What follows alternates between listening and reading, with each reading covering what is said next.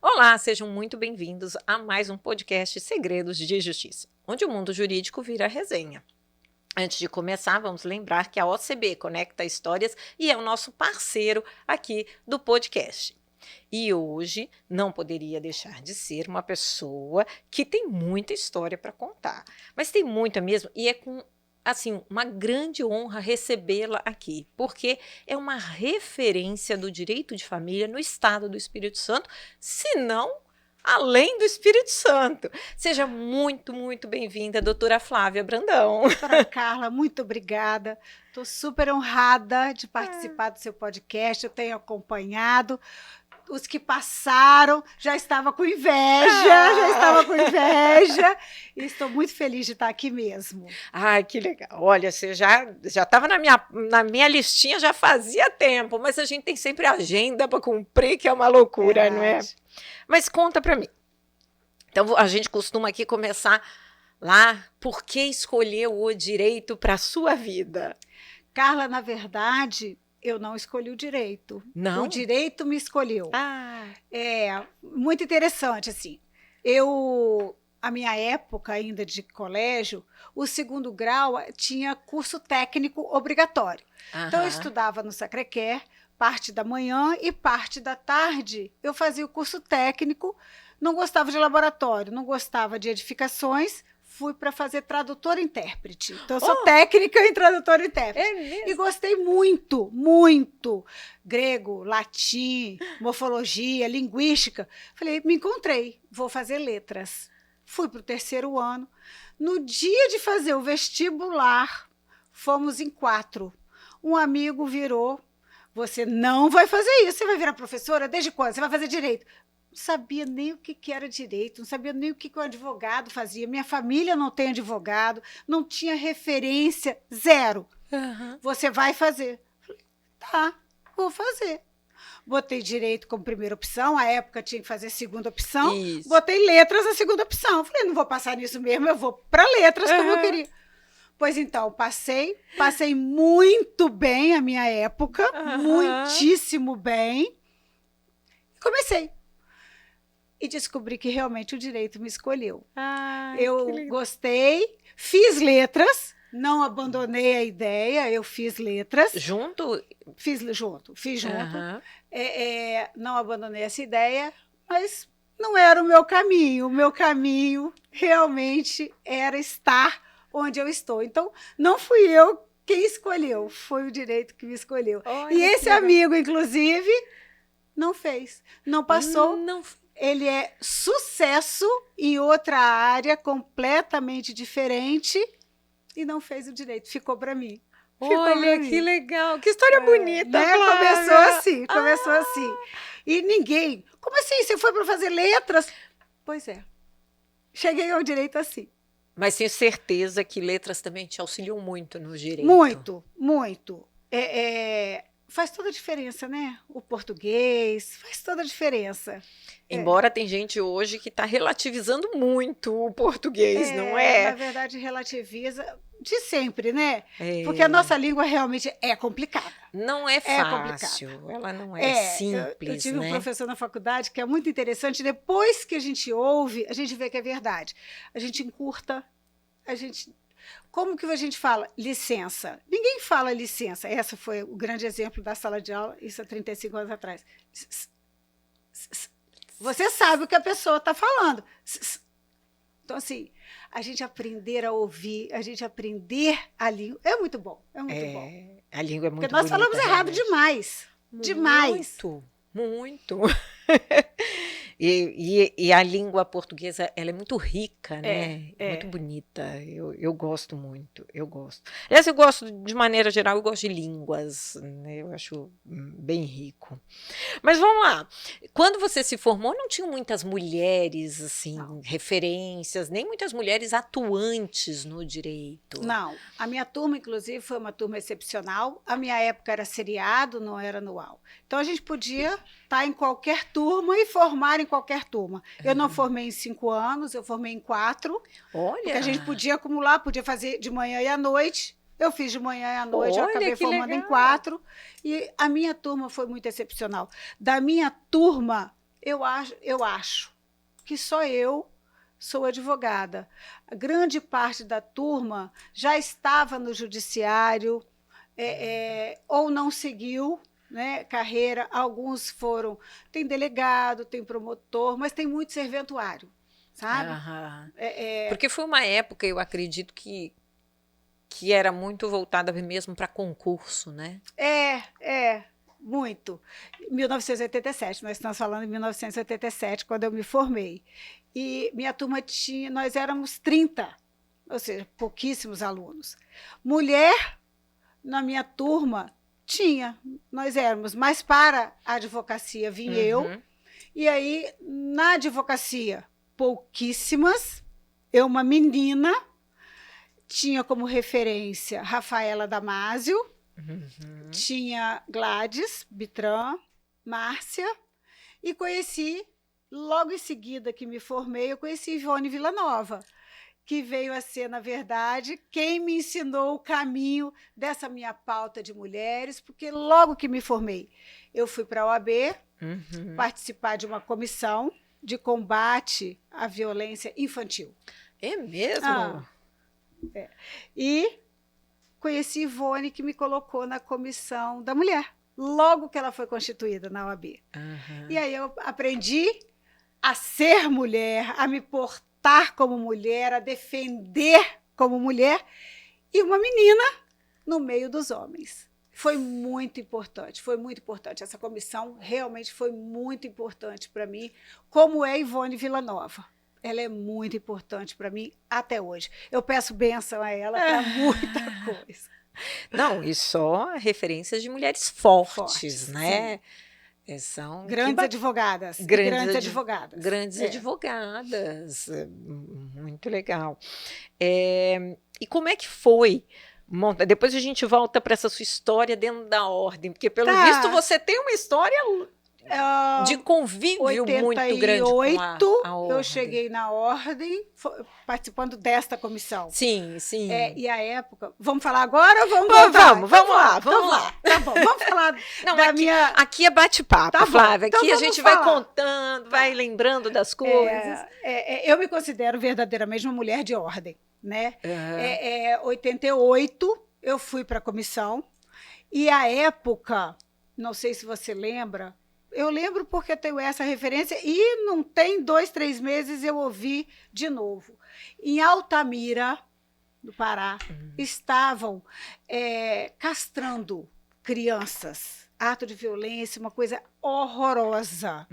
Doutor Gesandro, à época, o presidente, ele falou, a gente tem que formar uma comissão, a gente tem que olhar para isso. E o meu primeiro ato na comissão foi ir para o Congresso Internacional de Combate à Violência Infantil em Brasília. E a partir daí eu comecei a entender muita coisa e comecei.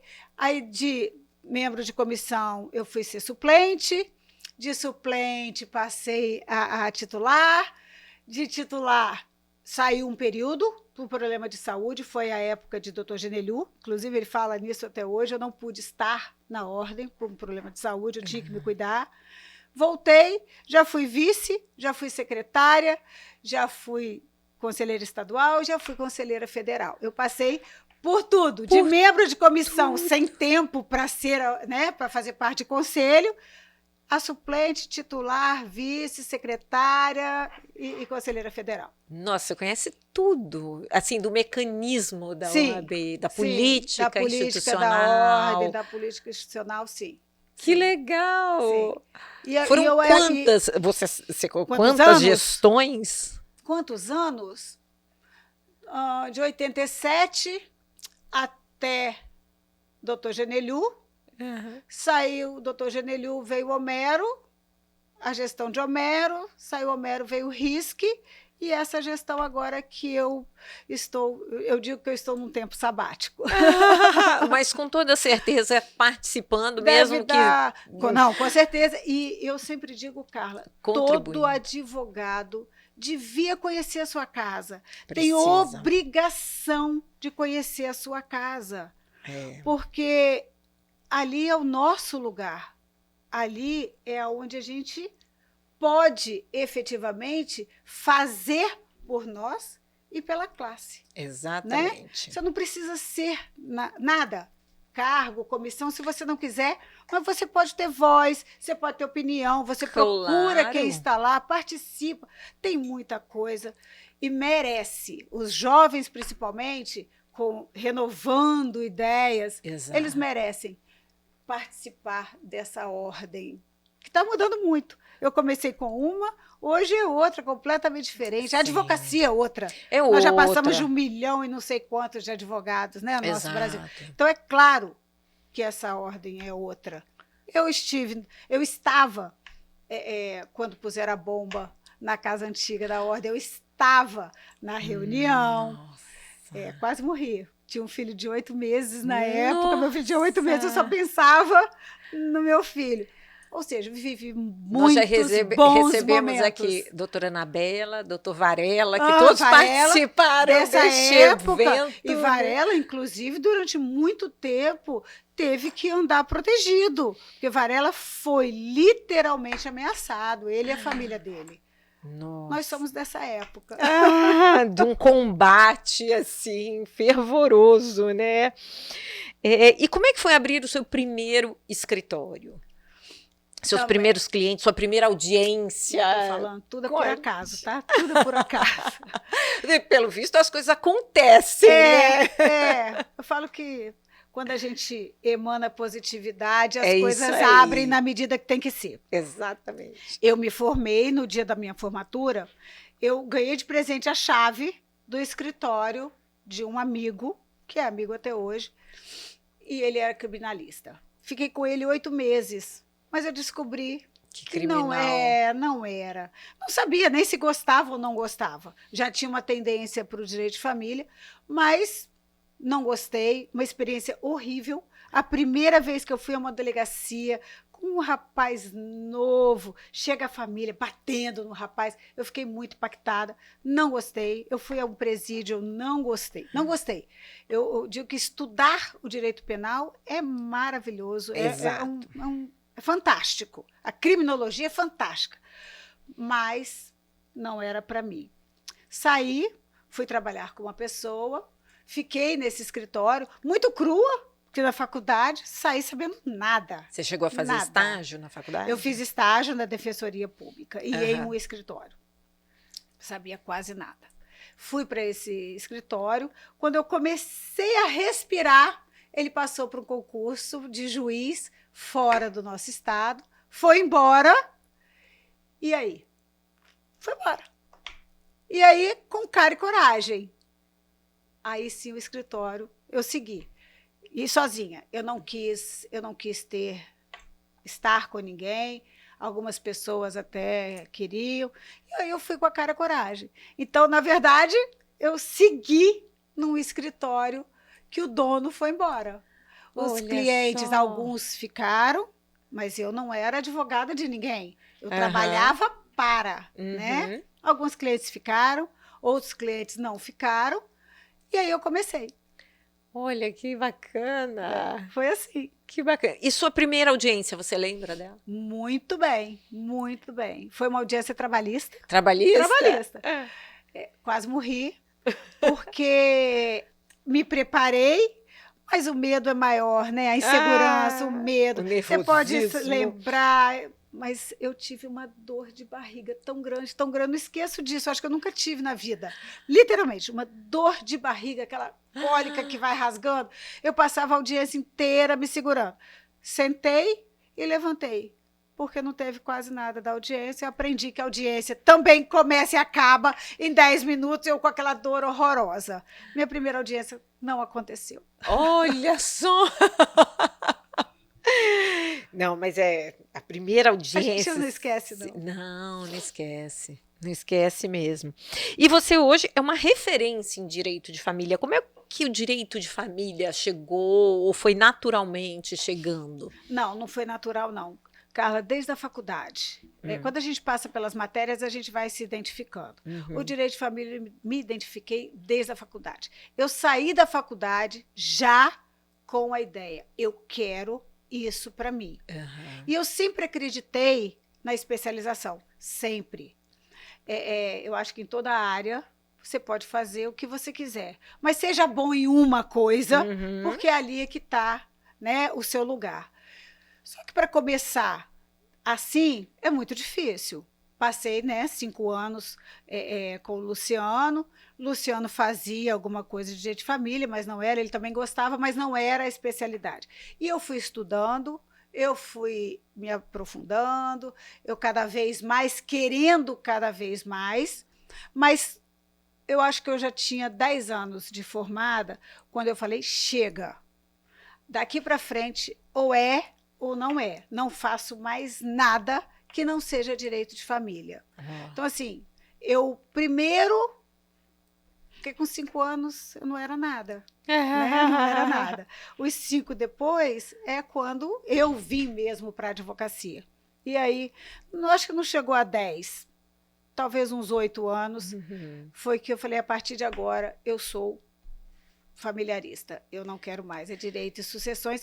E claro, o escritório deixou de ter movimento, não é todo dia, claro que não, mas passei por muito perrengue, mas eu queria isso. E foi assim, e eu não abri mão disso. E família já abrange muita coisa também, Muito. né? Família relações familiares, tem muita coisa envolvida. Né? Eu sempre fiz família e sucessões, né? Não fiquei só família em si, né? A parte do Código de Família, família e sucessões. Sempre fiz. E você lembra, assim, de alguma história que realmente te marcou? De sucessões tem muita coisa, né? Tem muita história, a gente sabe. Tem processos que se arrastam. Eu tenho um processo, Carla, era do escritório, Luciano foi embora, o processo ficou, os clientes quiseram ficar, e o processo existe até hoje. Eu tenho 35 anos de formada, faço 36 anos esse ano. Quando eu cheguei, o processo já existia. E o processo existe até hoje. E tem perspectiva? Nenhuma. Nenhuma. É um absurdo esse processo. Uma invasão, terreno, tomaram, invadiram e simplesmente ficou por isso mesmo. Tem um prédio, hoje é um prédio, uma grande, à época, construtora, ganhou em todas as instâncias, todas. Sabe o ganha não leva? Pois é. A gente está aí, 35 anos, num cumprimento de sentença agora. Mas deve ter uns 15 já. Fora o tempo antes de mim. Então, assim, tem processo que se arrasta? Tem. Muito. Tem. Os novos que chegam no escritório, eles riem, porque na pasta tem aquela folhinha amarela que colocava atrás para escrever no carbono. A pasta tem essa folhinha amarela. E tem a assinatura minha de 1989. Nossa! É muito triste, né? É muito triste. É muito triste. Isso é um caso, mas é um caso sem solução.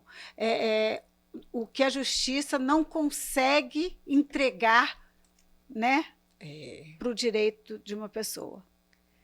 Nossa, e tem algum outro caso, por exemplo, você se emociona com os seus clientes?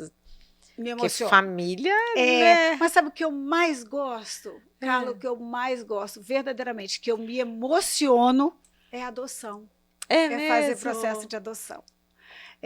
Para mim, eu acho um processo mais lindo que pode existir. Assim, essa entrega, eu gosto muito, muito de participar de um processo de adoção.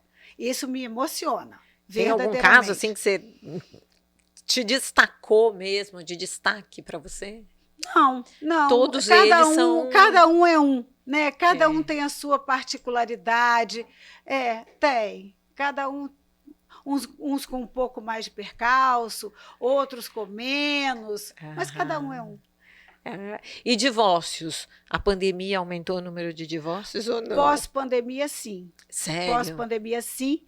Mas eu não sei te responder se é porque estivemos num período com o judiciário fechado, né? Nós ficamos muito tempo sem acesso à justiça, tirando as urgências. E aí, quando termina esse período, tem aí uma invasão. É isso aí. Ou se aumentou porque aumentou. Eu não saberia te dizer. Porque da mesma forma que eu digo assim, aumentou, eu também digo, eu vi muitos casais que já estavam no movimento do divórcio se reconciliando. Gente separada que voltou à relação, que repensou naquele momento. Então, assim, a pandemia foi um momento muito especial, né? Né? Porque a pandemia não acabou, mas aquele pior momento, o pior momento.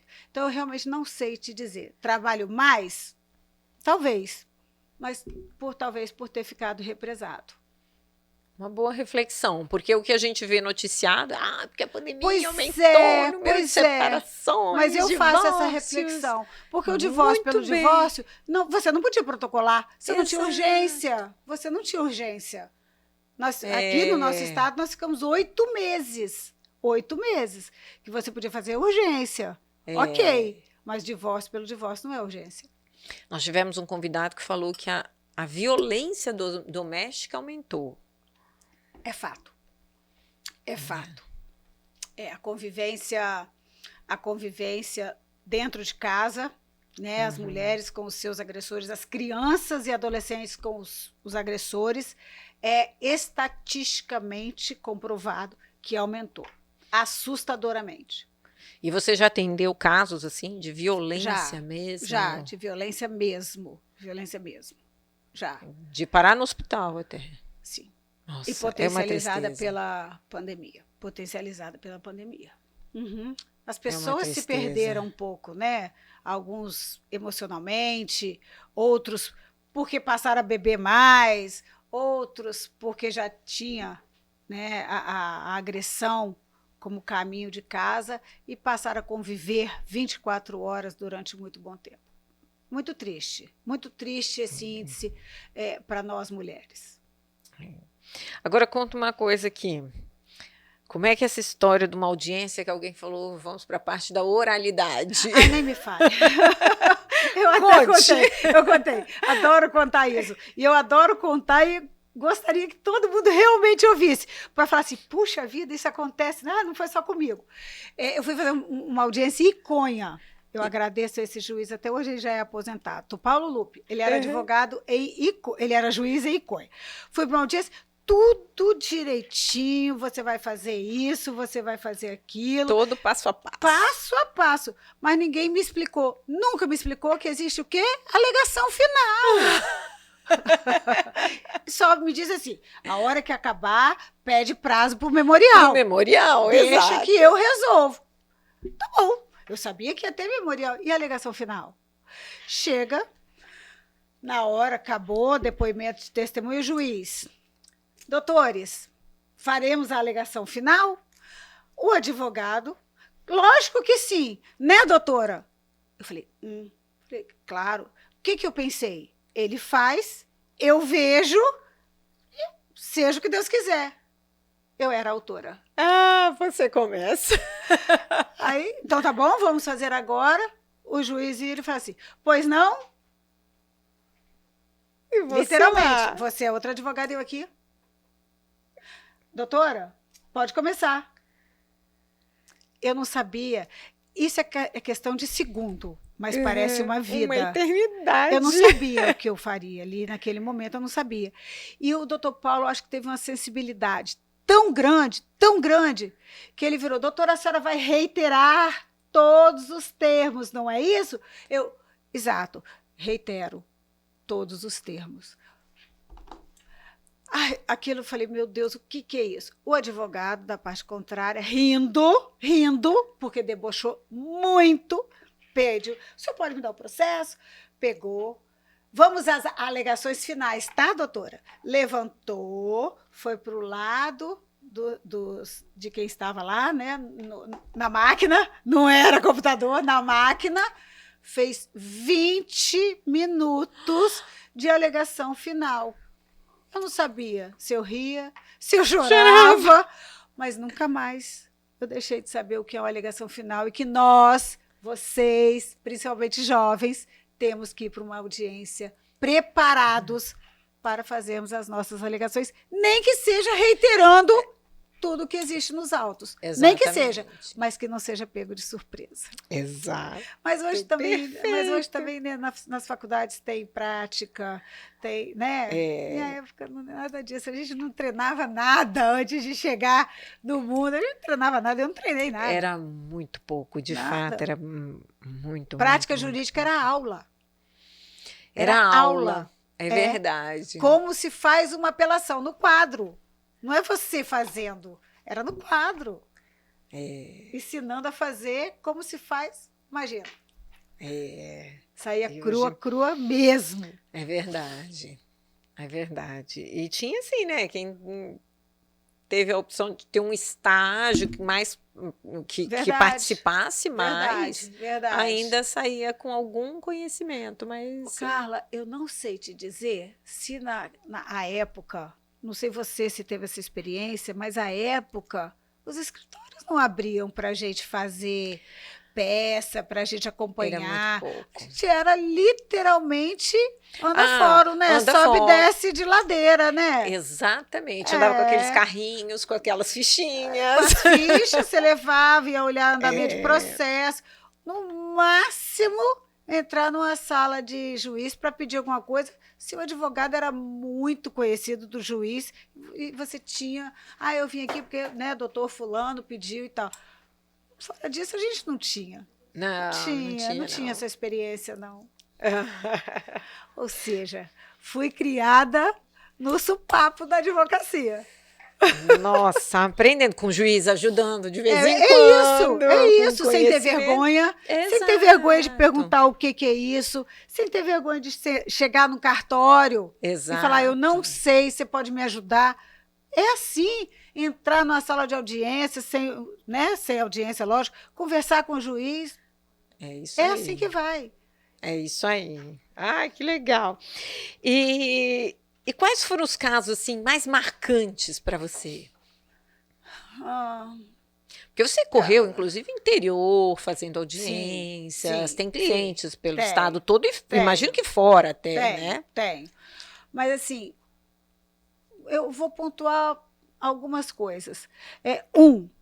Numa sala de audiência, como a juíza, que à época era considerada brava, que todo mundo tinha medo, num divórcio, a minha cliente, do nada, nessa posição que nós estamos, juiz promotor ali, a minha cliente levantou, pegou a cadeira, jogou, subiu a mesa, gritando. A hora que eu vejo o juiz da outra vara, na época era doutor Amin Abignei, ele era juiz ainda, ele entrando com polícia, ela teve um surto. E essa juíza que todo mundo, né, tinha medo, falava, foi de um acolhimento absurdo, porque ela viu que ela estava realmente em surto. E vou te dizer, ela fala até hoje, porque é uma profissional brilhante, e ela fala que o divisor de águas dela foi esse surto. Olha só. Ela hoje é uma profissional de outra área, brilhante. E a partir desse susto, ela buscou um caminho na profissão dela, e ela hoje coloca, eu mando cliente, inclusive, para ela, para colocar no lugar emocional. Isso que você legal. Não sabe o que fala. Na Serra, outra juíza também, que tinha fama, as mulheres, né? Que tinha uma fama danada, ela torturou emocionalmente tanto as partes, e em especial a minha cliente, que a minha cliente desmaiou. Caiu durinha. Puf, na sala de audiência. Caiu durinha. Durinha. Nossa, e aí o que você faz? Chama todo mundo, acolher, acudir, né? Para tudo e vamos acudir. E ela gritando, isso é pit, isso é... E a mulher caída, dura. Saiu para o hospital. Por que... Nessa hora a gente não sabe o que faz, não, tá? Não sabe. Nem com uma jogando cadeira, nem com outra desmaiando. O máximo você se assusta, você não sabe se acorde, se você pede licença. É fração de segundos que você não sabe o que faz. É verdade. É. Pitoresco isso, né? Mas já passei. Já. Nossa! E por que as juízas, sobretudo, têm essa fama toda de bravas? As mulheres são mais bravas mesmo. Não sei. Não sei se a época era uma necessidade de se firmar também, né? A gente tem que ter um olhar também, assim, com empatia. Sim, né? sem dúvida. A gente tem que ter um olhar empático. Assim, duas mulheres inteligentíssimas, cada uma numa área, uma estava numa área, outra na outra, uma aqui em Vitória, uma na Serra. Duas mulheres inteligentíssimas, mas de repente, num mundo masculino, precisava se firmar de alguma forma.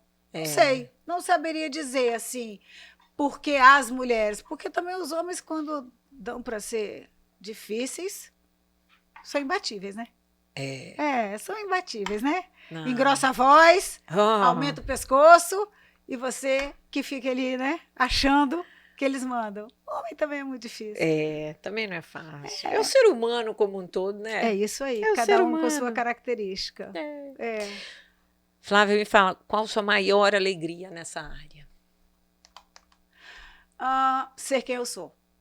Verdadeiramente. Porque eu sou fruto de mim. Eu não tenho pai, mãe, tio, primo, avô, conhecido do pai, conhecido da mãe. Ninguém. Eu me fiz sozinha. Passo é uma luta sua. É minha. Eu sempre tive muito zelo pelo meu nome e pelo meu comportamento. Então, assim, a minha maior alegria é ser quem eu sou. Você tocou num ponto, assim, zelo pelo seu nome. Hoje eu acho que as pessoas não zelam tanto pelo nome. Sempre tive muita preocupação, Carla. Eu não tenho nada. Eu não tenho mesmo, sabe? Eu não tinha nada. Se eu não zelasse pelo meu nome, e eu sempre acreditei, isso eu aprendi com meu pai, e eu acho que isso vale para uma vida. Eu não preciso escrever. O que eu falar, está falado, sabe? Se eu achar que isso aqui vai dar ruim, eu prefiro não ir, ainda que esteja acenando com um brilho maravilhoso, eu prefiro não. Porque se acontecer, eu também não vou ter ninguém por mim. Eu não vou ter ninguém por mim. Hoje eu tenho 2 filhos que eu tenho que mostrar a eles a mesma coisa. Sim. Né? Então, assim, eu não tenho dúvida disso. Nome é o que a gente tem. E ele se desfaz com muita facilidade. Muita. Ainda mais hoje com rede social, com tanta exposição. Né? E eu acho que é por isso que as pessoas não estão tão cientes disso. Né? Vamos lá, agora a gente entra num momento de um bate-pronto. Eu falo e você me fala o que vem à cabeça. Nunca diga para um advogado, para uma advogada. Nunca diga? Sabe o que eu não sei? Nunca diga para um advogado. Para mim, diria, para mim, vamos fazer um negocinho? Nunca diga isso para mim. Você pega isso aqui, assim, assim, por isso. Então eu digo para mim. Nunca diga para mim, nunca venha para mim dizendo que tem algum favorecimento. Algum esqueminha. Eu acho que não sou santa, longe de ser. Não, quer fazer, faz, não quer, não faz. Mas, para mim, eu acho que é a única coisa que ninguém deve dizer. Legal. Alvará é? Felicidade. Liberdade. Depende do sentido. Alvará para receber, felicidade. Alvará para soltar. Para soltar, liberdade. Né? Legal. Justiça é? Tudo. Tudo. Sem justiça não temos democracia. É tudo. O que você faz se eliminar chega sexta-feira às 18 horas para cumprir? Liminar boa? Pulo. Liminar ruim? Dependendo cumpre. Cumpre e Porque chora, ordem, né? ordem se cumpre e depois pensa o que tem que fazer. Exato. O que você gostaria de ouvir se estivesse começando hoje? Senta aqui. Vem olhar como é. Não tenha pressa, porque devagar acontece. Não põe os pés pelas mãos. Eu acho que eu queria ouvir isso. O mundo é duro, o direito não é fácil, mas é maravilhoso. Então vai com calma, porque você vai ser feliz. Ai, que lindo! O que mais te irrita num processo? A demora. Essa realmente aqui é o concurso. Eu acho que deve né? ser o concurso, né? Direito nas redes sociais. Ai, meu Deus do céu. Rede social, né? Não vou nem dizer direito. Rede social. Virou terra de ninguém, né? Direito na rede social. Se vier de alguém que você sabe que tem conteúdo, leia, acredita, siga, copia. Mas muito cuidado com os pós-doutores de rede social. E assim, o direito de rede social está machucando demais esses jovens advogados que veem um mundo irreal, porque e depois do Stories, quem é você? Não é assim? Exato. Eu diria assim, muito cuidado. Legal. Nunca comece uma sustentação oral com? Com? Não sei. Com medo. Perfeito. Com medo. Perfeito. Porque eu acho que é tão seguidinho, né? A gente segue até hoje. Eu vou com ele escrito para não esquecer o comecinho direitinho. Que eu bato. Mas nunca começa. Não tenha medo. Pode engasgar, pode tremer, mas vai. Legal. Audiência virtual ou presencial? Presencial. Processo físico ou eletrônico? Eu ainda estou me adaptando ao eletrônico. Acho que eu vou preferir o eletrônico, mas eu tenho 35 anos de processo físico. É injusto perguntar para mim qual eu prefiro hoje. Nós já tivemos convidado que falou assim, olha, o eletrônico, mas eu imprimo muito para ler. Pois é. Eu sou do processo físico. Vamos ver como vai ser. Acredito que eu vou amar, acredito que vai ser.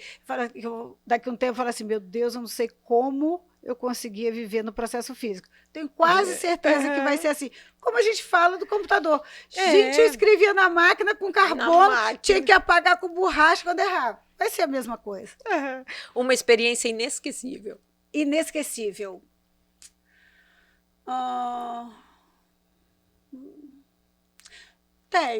Tenho uma experiência inesquecível. Essa vai ser realmente. Não é nada... Eu era muito jovem, começando, numa audiência, nós saímos da audiência, um advogado conhecidíssimo do nosso estado virou para mim e falou assim, doutora, a senhora precisa rezar, porque essa eu já levei. Chorei, mas fui até o final. E a sentença foi favorável à menina. Um dia eu passei por ele e falei, o senhor quer o nome do centro espírita que eu fui para o senhor rezar lá? Então, assim, nunca vou esquecer disso. Nunca. E quem estava comigo, eu acho que se perguntar, também lembra disso e vai falar assim, eu vi isso e eu nunca vou esquecer. Acho que é isso. Que legal. Fora os processos, né? Tem processos que são inesquecíveis, tem processos assim, tem coisas por conta de serem inesquecíveis, eu nunca mais farei, como abuso infantil. Eu não começo mais um processo onde tenha que se discutir abuso infantil, não começo. Se no processo acontecer, também não vou abandonar. Aí não, eu vou com unhas e dentes em prol dessa criança. Mas processo de abuso infantil se torna inesquecível pelo negativo e eu não quero mais. E é um assunto extremamente importante.